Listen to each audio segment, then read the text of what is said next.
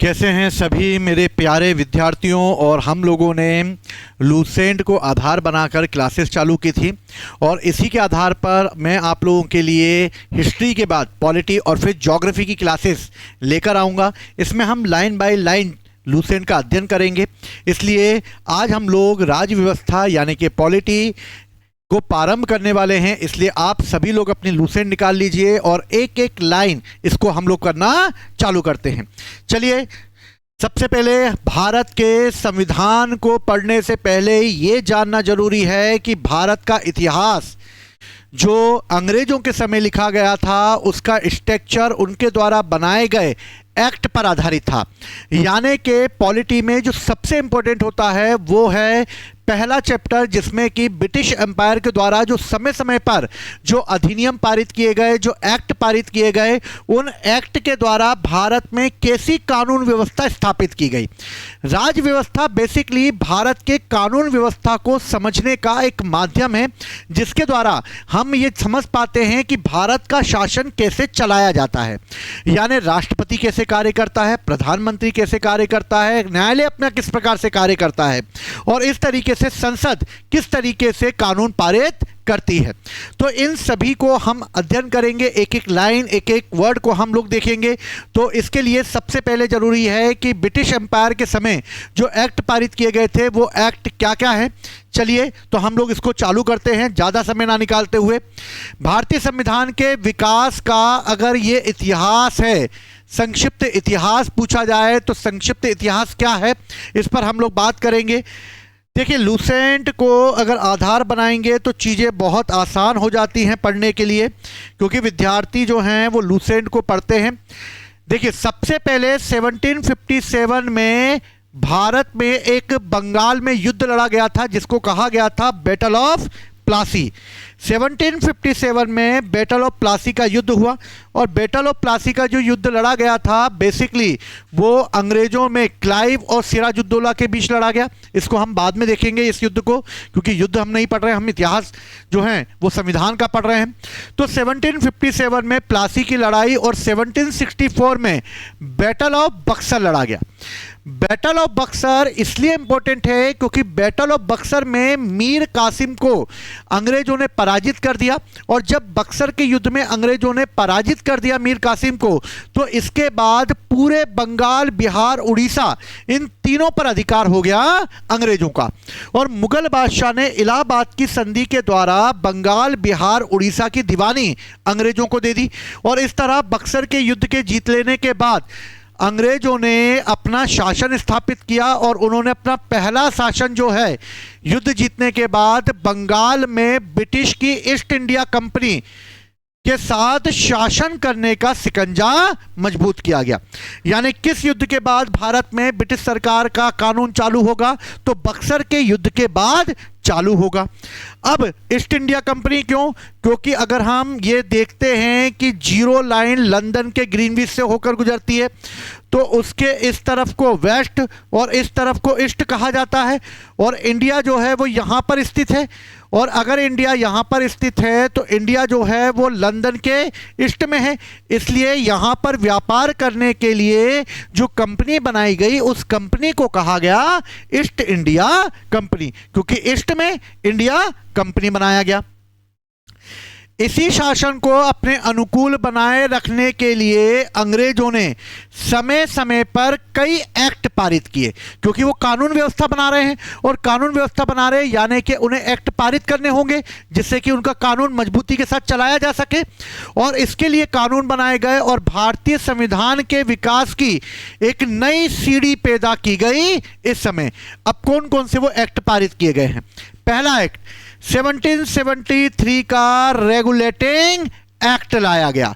1773 का जो regulating act लाया गया था ये उनके द्वारा लागू किया गया पहला सबसे महत्वपूर्ण संवैधानिक एक्ट था। अब इस एक्ट के तहत क्या किया गया? पहली चीज, भारत में ईस्ट इंडिया कंपनी के कार्यों को नियमित करने, यानी वो किस तरीके से अपने कार्यों को नियमित रूप से चलाएंगे, किस तरीके से कंट्रोल करेंगे भारत को, और इस तरीके से ईस्ट इंडिया कंपनी के कार्यों को नियमित और नियंत्रित करने के लिए ब्रिटिश सरकार के द्वारा उठाया गया यह पहला कदम था। तो रेगुलेटिंग एक्ट 1773 में ब्रिटिश शासन की भारत में मजबूती के साथ पकड़ स्थापित करने के लिए नियमित और नियंत्रित रूप से जो कार्य किया गया वो था 1773 का रेगुलेटिंग एक्ट। इस एक्ट के तहत कंपनी के शासन को भारत में स्थापित करने के लिए संसदीय नियंत्रण स्थापित किया गया, यानी कि लंदन की संसद यानी पार्लियामेंट के द्वारा, जो मुख्य रूप से पार्लियामेंट वहां के इन्वॉल्व नहीं है अभी फिलहाल, लेकिन ईस्ट इंडिया कंपनी के द्वारा जो शासन एस्टेब्लिश किया जा रहा है, वो संसदीय कंट्रोल जो स्थापित किया जा रहा है वो 1773 के रेगुलेटिंग एक्ट के तहत किया जाएगा। और इसी के द्वारा पहली बार कंपनी अपने एडमिनिस्ट्रेशन यानी प्रशासनिक और राजनीतिक कार्यों को देखेगी। तो 1773 का रेगुलेटिंग एक्ट कंपनी यानी कि ईस्ट इंडिया कंपनी के नियमित और नियंत्रित व्यवस्था को स्थापित करने के लिए लाया गया था। इसका मेन उद्देश्य भारत में कानून व्यवस्था को बनाना था, अपने कंट्रोल में लेना था और अधिक से अधिक भारत से जो प्राप्त हो सकता है उसे प्राप्त करना था, यानी कि एडमिनिस्ट्रेशन तरीके से उस पर कब्जा करना था और पॉलिटिकल रूप से भी उसे अपने कंट्रोल में लाना था। ये 1773 का रेगुलेटिंग एक्ट लाया गया। 1773 के रेगुलेटिंग एक्ट के तहत जो सबसे महत्वपूर्ण एक और चेंजेस किया गया वो ये किया गया कि इस रेगुलेटिंग एक्ट के तहत जो ईस्ट इंडिया कंपनी जो थी उसने अपने प्रशासन की एक केंद्रीय नींव जो है वो इसके तहत रख दी। ये थोड़ा सा गड़बड़ा जाता है क्योंकि आपको इसी में दिखेगा, इसलिए थोड़ा सा इसको हम बड़ा करते हैं जिससे कि आपको रेगुलर रूप से इसको दिखना चालू रहे। चलो तो भैया इस समय केंद्र सरकार यानी केंद्रीय प्रशासन की नींव रख दी गई और केंद्रीय प्रशासन की नींव रख लेने के साथ साथ अब अगर हम इसमें देखें तो और क्या क्या चेंजेस किए गए। अब इसमें जो चेंजेस किए गए हैं वो ये किए गए, पहली चीज, इस अधिनियम के द्वारा बंगाल के गवर्नर को, बंगाल का गवर्नर कौन था पहला, तो बंगाल का गवर्नर था पहला क्लाइव, और बंगाल के गवर्नर को अब बंगाल का गवर्नर जनरल का कहा जाएगा। तो याद रखना 1773 के रेगुलेटिंग एक्ट के तहत बंगाल का गवर्नर अब बंगाल का गवर्नर जनरल कहलाएगा। और इस समय जो कंपनी भारत में अपनी स्थिति मजबूत कर रही है बंगाल में, मुंबई में और मद्रास में, तो बंगाल में तो गवर्नर अपॉइंट कर दिए गए क्योंकि बक्सर के युद्ध के बाद बंगाल, बिहार, उड़ीसा किसके कब्जे में आ गए, ब्रिटिश ईस्ट इंडिया कंपनी के कब्जे में आ गए, इसलिए बंगाल में गवर्नर अपॉइंट किया जाएगा। लेकिन मुंबई और मद्रास में भी वो अपनी पावर मजबूत कर रहे हैं, इसलिए वहां पर भी वो अपने गवर्नर अपॉइंट करेंगे। तो मुंबई और मद्रास में भी गवर्नर होंगे और मुंबई और मद्रास के गवर्नर जो हैं बंगाल के गवर्नर के अधीन कार्य करेंगे। तो ध्यान देने वाली बात यह है कि इस समय भारत में अगर देखा जाए तो इस समय तीन और बंगाल मतलब तीन और गवर्नर हैं। पहला गवर्नर कहां पर है, तो पहला गवर्नर है बंगाल में, पहला गवर्नर कहां है, बंगाल में है। दूसरा गवर्नर कहां है, दूसरा गवर्नर मुंबई में है। तीसरा गवर्नर कहां है, तीसरा गवर्नर मद्रास में है। लेकिन जो बंगाल का गवर्नर है, बंगाल का गवर्नर ही बंबई और मद्रास के गवर्नर को भी कंट्रोल करेगा। यह 1773 के रेगुलेटिंग एक्ट में कहा गया। इस एक्ट के तहत बनने वाला पहला बंगाल का गवर्नर जनरल होगा लॉर्ड वॉरेन हेस्टिंग, और इस तरह लॉर्ड वॉरेन हेस्टिंग को बंगाल का पहला गवर्नर जनरल बनाया गया। अब इसके आगे क्या किया गया, इस एक्ट के अंतर्गत कलकत्ता प्रेसिडेंसी में एक ऐसी सरकार स्थापित की गई जिसमें गवर्नर जनरल और गवर्नर जनरल की मदद करने के लिए एक काउंसिल बनाई गई, एक परिषद बनाई गई जो गवर्नर जनरल की मदद करेगी। तो गवर्नर जनरल और ये परिषद जो कि 4 मेंबरों से मिलकर बनी होती थी, यही दोनों मिलकर सत्ता का उपयोग करेंगे संयुक्त रूप से। यानी कलकत्ता प्रेसिडेंसी में गवर्नर जनरल रहेगा। गवर्नर जनरल मुंबई और मद्रास के गवर्नर को कंट्रोल भी करेगा और बंगाल के गवर्नर जनरल की मदद करने के लिए काउंसिल भी होगी और इस काउंसिल के 4 मेंबर होंगे। इसलिए गवर्नर जनरल पावरफुल ना हो जाए इसलिए ये काउंसिल रखी जाएगी और इसी काउंसिल के परामर्श के आधार पर जो 4 सदस्य होगी ये दोनों मिलकर संयुक्त रूप से शासन करेंगे, लेकिन दोनों की मिला भगत रहेगी। ठीक है। मोस्ट इंपॉर्टेंट 1773 के रेगुलेटिंग एक्ट के तहत कलकत्ता में 1774 में एक उच्चतम न्यायालय यानी कि एक एक सुप्रीम कोर्ट की स्थापना की जाएगी और इस तरह से 1773 में रेगुलेटिंग एक्ट के तहत कलकत्ता में एक सुप्रीम कोर्ट की स्थापना होगी। कब होगी? 1774 में। किस एक्ट के तहत होगी? तो 1773 के एक्ट के तहत होगी। पर कब होगी? 74 में होगी। और इसमें एक मुख्य न्यायाधीश होगा और इसके अलावा 3 अन्य न्यायाधीश रखे जाएंगे। तो याद रखना 1773 के रेगुलेटिंग एक्ट के तहत अब क्या किया जाएगा? गवर्नर को गवर्नर जनरल कहा जाएगा। उसकी सहायता करने के लिए 4 सदस्यों की एक काउंसिल होगी। इसके अलावा एक सुप्रीम कोर्ट की स्थापना की जाएगी और सुप्रीम कोर्ट की स्थापना जो है वो रेगुलेटिंग एक्ट के तहत होगी।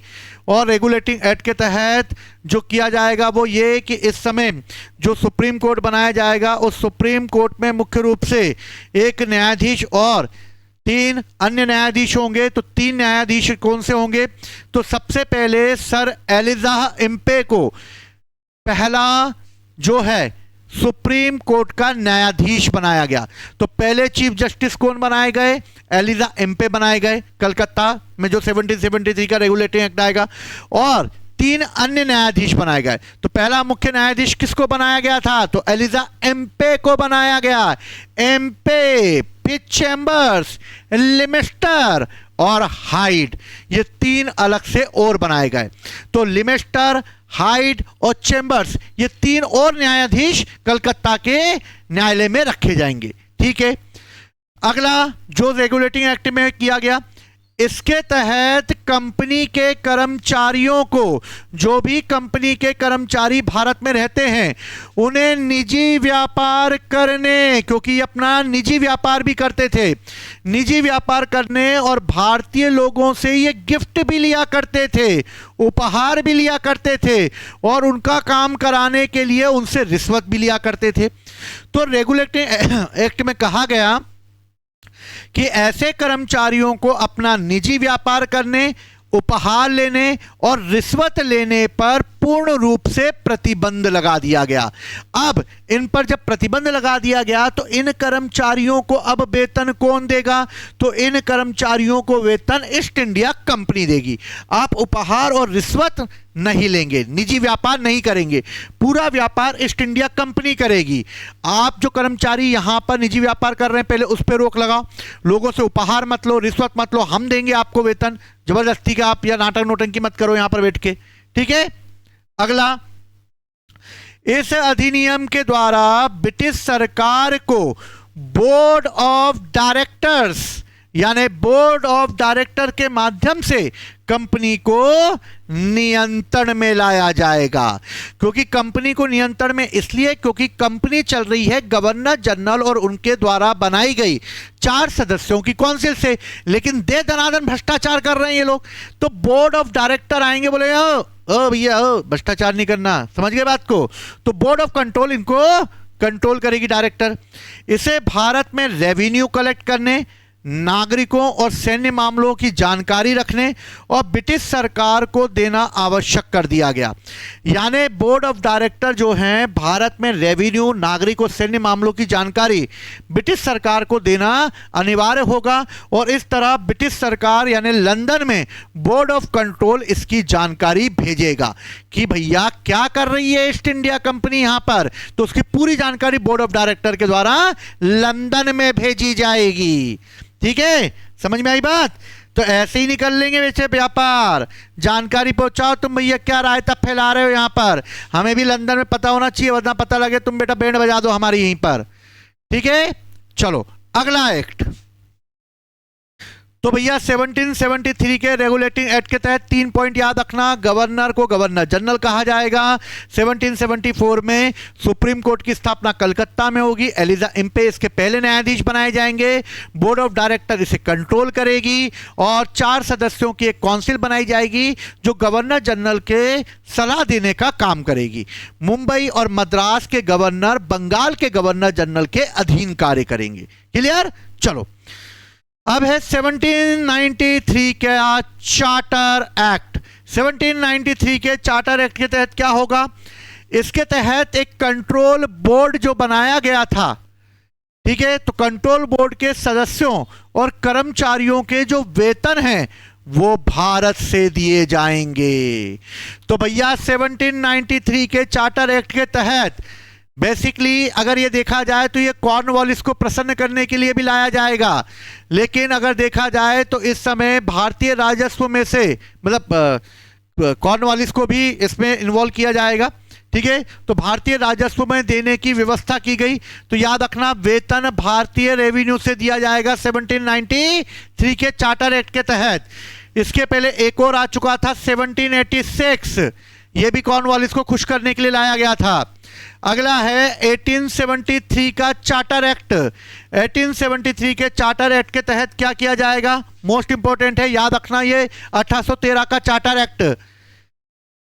कंपनी के अधिकार पत्र को कितने वर्षों के लिए बढ़ा दिया जाएगा? तो कंपनी के अधिकार पत्र को 20 वर्षों के लिए बढ़ा दिया जाएगा। जब ईस्ट इंडिया कंपनी का गठन किया गया था 1699 में, और जब 1699 में गठन करके 1700 में जब वो आई थी, तब उसे व्यापार करने की अनुमति 15 वर्ष के लिए दी गई थी।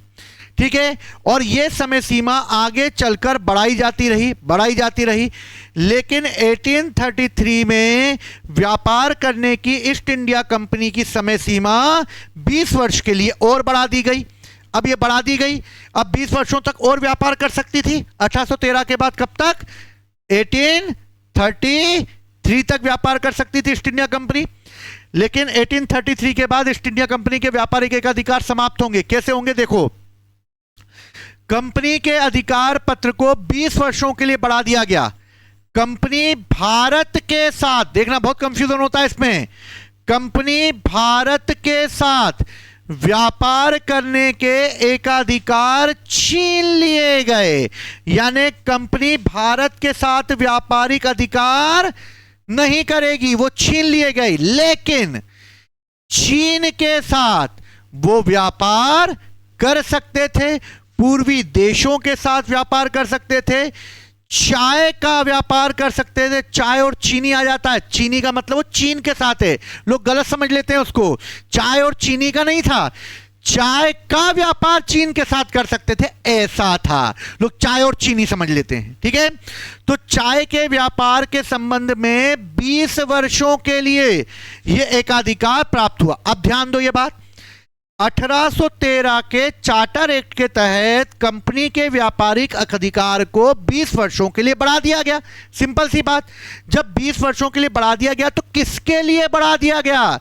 तो याद रखना भारत के लिए नहीं बढ़ाया गया, बल्कि जो ये 20 वर्ष के लिए बढ़ाया गया था ये चीन और पूर्वी देशों के साथ व्यापार करने के लिए बढ़ाया गया था।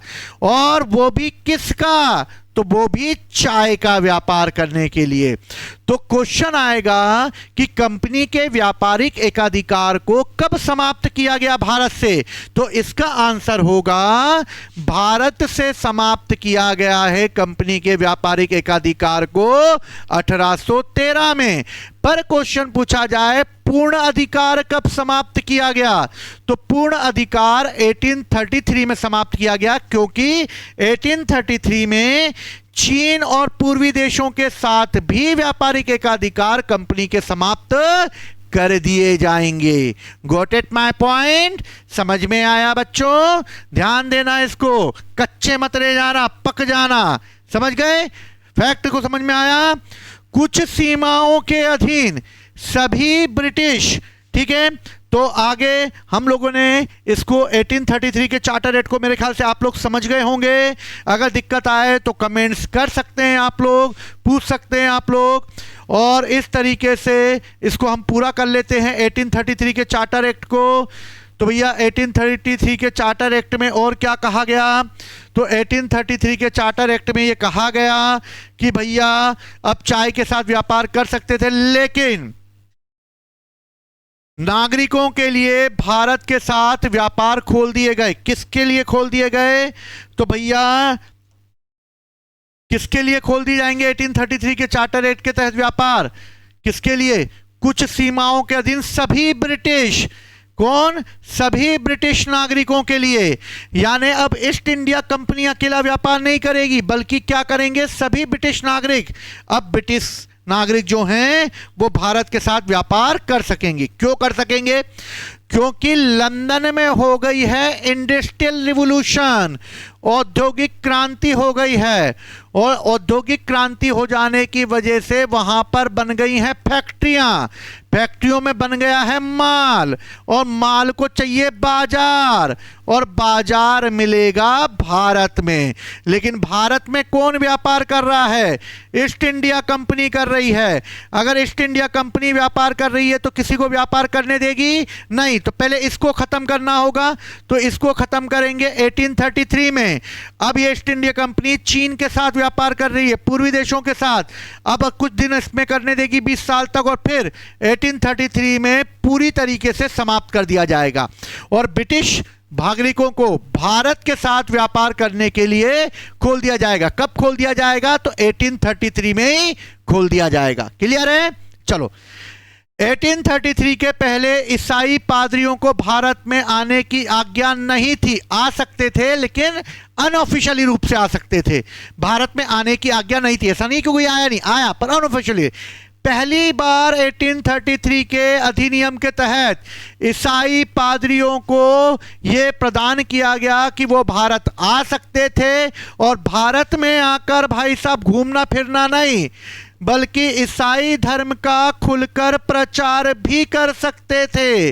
और इस तरीके से ईसाई धर्म का खुलकर प्रचार करने की परमिशन 1833 के चार्टर एक्ट के द्वारा दी गई। तो 1833 के चार्टर एक्ट के तहत ईस्ट इंडिया कंपनी का भारत से व्यापारिक अधिकार समाप्त कर दिया गया, लेकिन चीन और अन्य देशों के साथ बनाए रखा गया चाय का। 1833 के चार्टर एक्ट के तहत और क्या किया गया? तो 1833 के चार्टर एक्ट के तहत जो मुख्य रूप से ईसाई पादरी थे उन्हें भारत में धर्म प्रचार करने की अनुमति दी गई। इसके अलावा क्या दिया गया? इसके अलावा ब्रिटिश लोगों को यहां पर व्यापार करने की भी परमिशन दी गई, ब्रिटिश नागरिकों को। तो मोस्ट इंपॉर्टेंट है, मुझे लगता है आप लोगों को इतना समझ में आया होगा। अपने नोट्स बनाइए, लिखिए, और इसी तरह जुड़े रहिए उड़ान एकेडमी के साथ। जय हिंद, जय भारत।